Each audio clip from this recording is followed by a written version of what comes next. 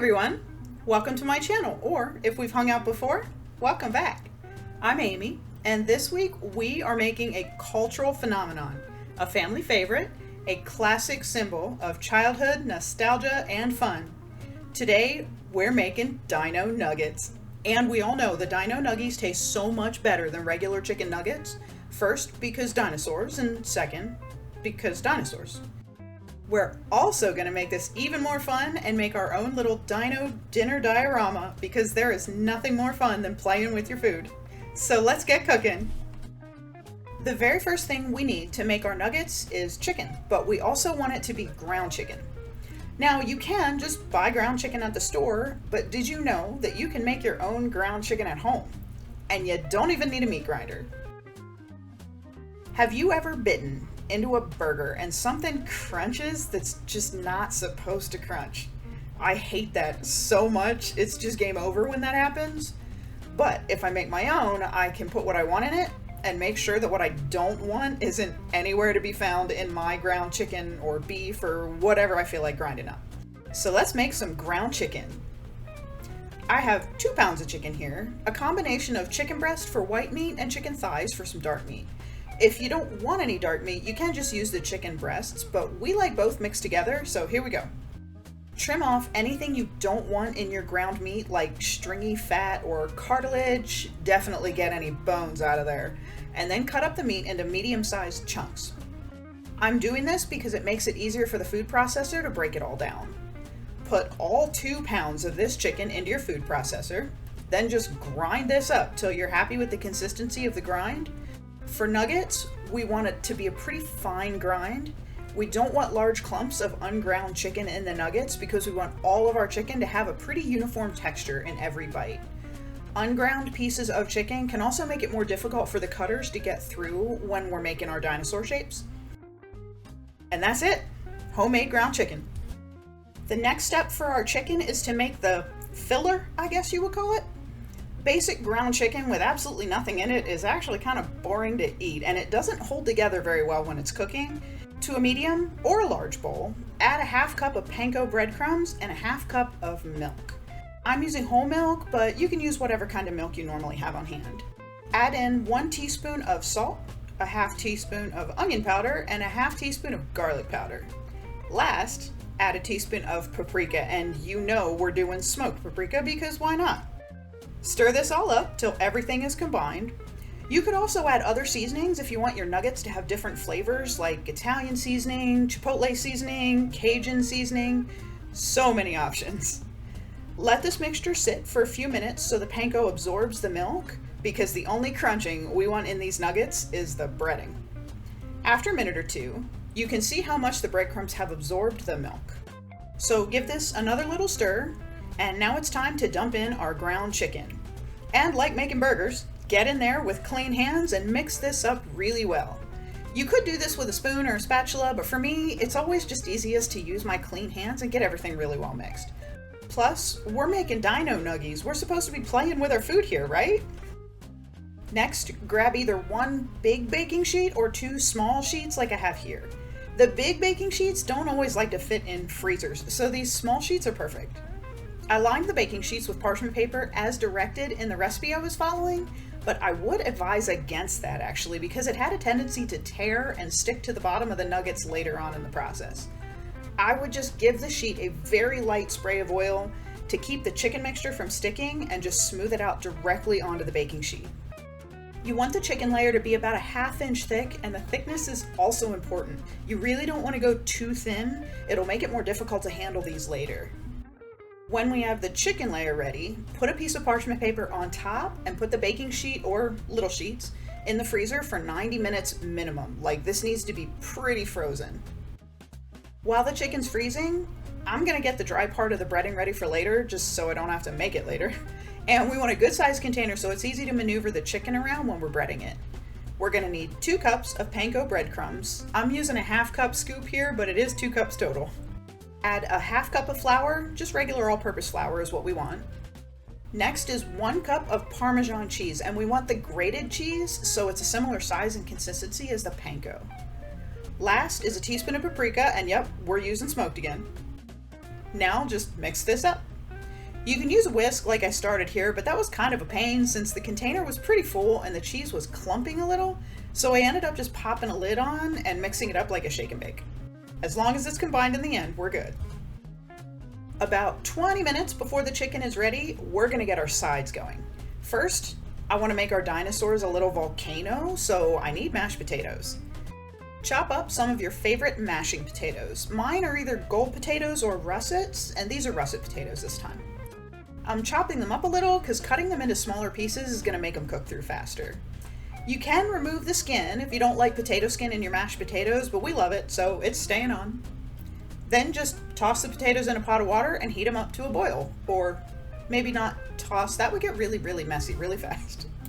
While the potato water's heating up, let's make our dinosaurs some little bushes or baby trees. So we're gonna roast up some broccoli. Just chop it up so you have your baby trees and toss them in a bowl.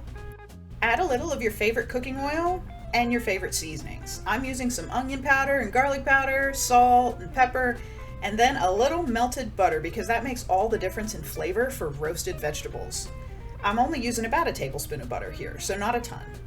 Now just mix this up with a clean hand and we are ready to roast.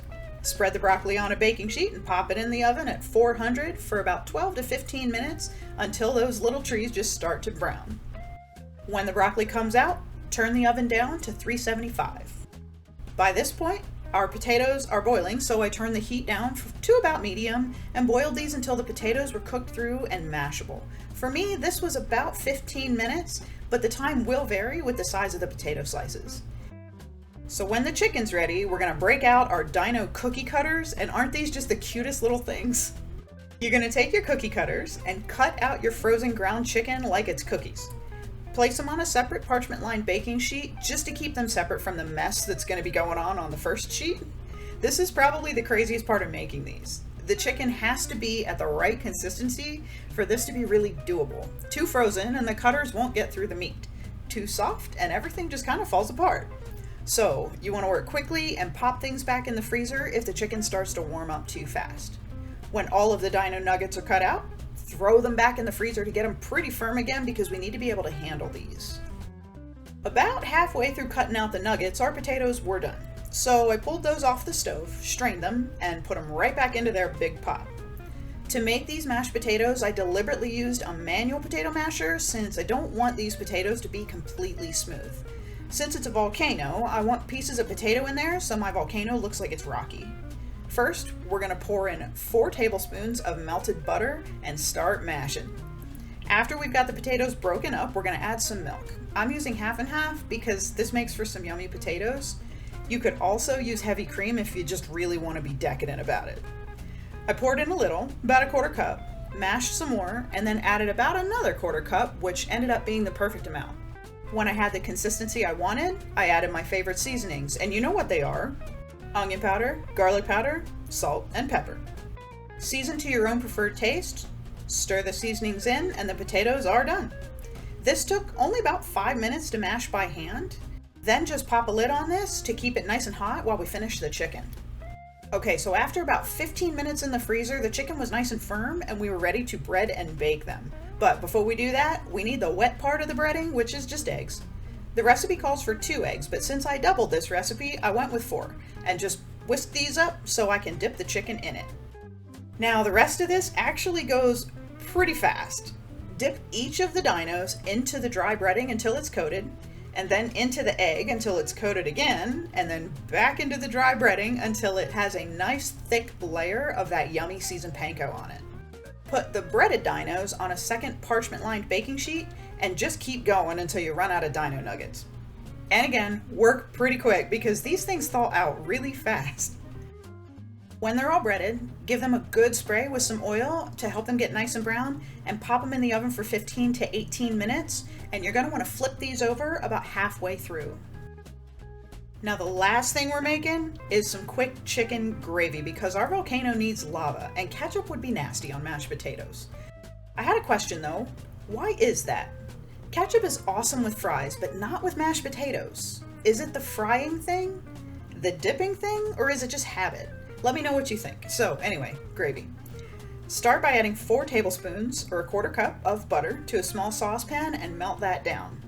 When the butter gets nice and bubbly, Add a 1/4 cup of flour and whisk this continually for about a minute. We're just going to cook out the raw flour taste. Then add 2 cups of chicken broth or stock. Start with about a 1/4 cup and whisk continuously while adding more stock slowly until all of the stock is in the saucepan. I'm using some homemade chicken stock I made the other day. Let me know if you would like a video all about making stocks, because they're actually really easy to make and they taste so much better than store-bought. Then we're just going to season this gravy with some salt, pepper, and some onion powder. Bring this back up to a simmer and let it reduce for about 5 to 10 minutes. And that is the easiest chicken gravy ever. When the nuggets are done, dinner is ready. Look at those Dino Nuggies. That crispiness is insane. You can already see how crispy these things are. And here's dinner. A Dino Diorama, complete with roasted broccoli baby trees and a mashed potato volcano. I know, definitely not to scale, or those would be some ginormous dinosaurs, but it still looks really cool. So, these Dino Nuggies were so crispy. It's almost silly how crispy these were, and the flavor, out of this world. Let alone these being adorable dinosaurs that sort of look like chickens, kinda. Anyway, I've never had chicken nuggets this crispy and this packed with flavor. It was like what chicken is supposed to taste like. You know that flavor? We've got all the dips, gravy, barbecue, honey mustard, even ketchup for these dinos. But they have so much flavor, they almost don't even need anything else. The mashed potatoes were creamy, but had little soft pieces of potato still in them. And the broccoli, fabulous. But then again, roasting is my favorite way to make broccoli, so there's that. Thank you so much for watching my video this week. Please like and subscribe, and leave me a comment if you enjoyed these adorable little Dino Nuggets. Come and hang out with me on Wednesdays for the exploration series, because we are starting a new familiar favorite this week, and you do not want to miss how incredibly awesome this series is going to be. I hope you have a wonderful week, and I'll see you back here next Sunday for some more cozy and comforting home-cooked amazingness. Bye!